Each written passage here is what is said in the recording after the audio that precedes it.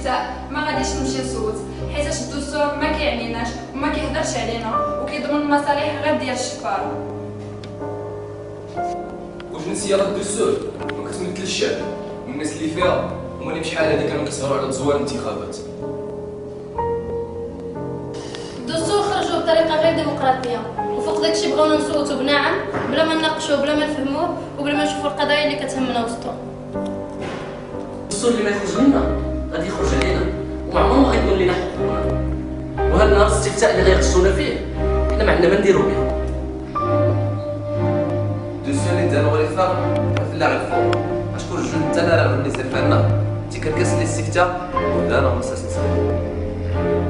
الاحزاب اللي بشحال هادي كتكذب علينا خدات الملاير باش تقول لك صوت بنعم، والناس اللي كتدعو للمقاطعه كيضربوهم وكيقمعوهم.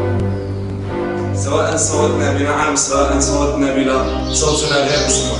وجب ان نضطرهم للعوده لهيئه منتخبه من الشعب تسوغ الدستور، لنحتج، لنحتل الشوارع، لنتظاهر وما نفكيش.